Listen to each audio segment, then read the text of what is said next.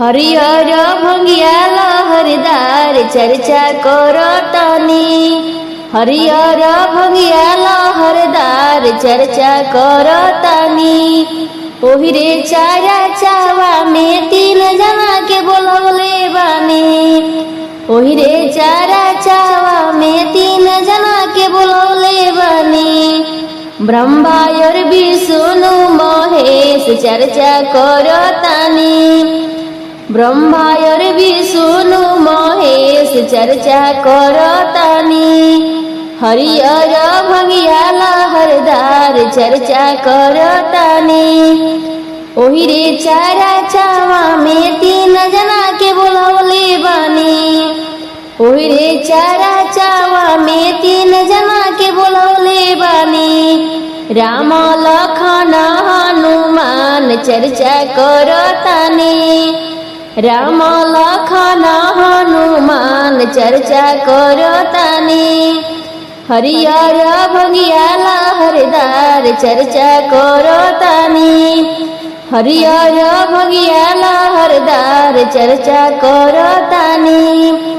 ओहिरे चारा चावा में 3 जना के बोलवले बानी। ओहिरे चारा चावा में 3 जना के बोलवले बानी। कान्हा बलराम और गणेश चर्चा करतानी। कान्हा बलराम और गणेश चर्चा करतानी। हरिहर भंगिया लहरदार चर्चा करतानी।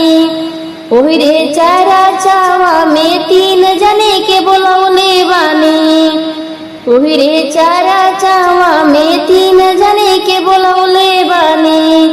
शारदा लक्ष्मी और भवानी चर्चा करतानी।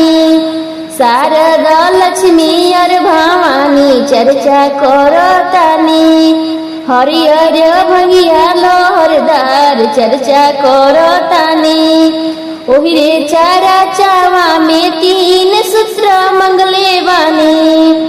ओहिरे चारा चावा में 3 सूत्र मंगले बानी।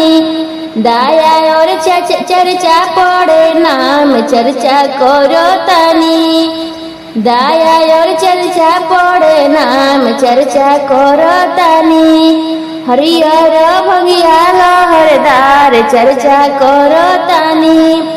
हरिहर भंगिया लहरदार चर्चा करतानी।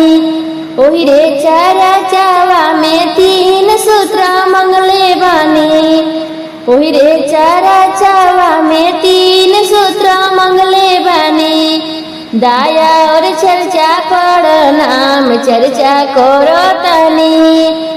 दाया और चर्चा पड़ नाम चर्चा करतानी। हरिहर भंगिया लहरदार चर्चा करतानी। हरिहर भंगिया लहरदार चर्चा करतानी। हरिहर भंगिया लहरदार चर्चा करतानी। हरिहर भंगिया लहरदार चर्चा करतानी।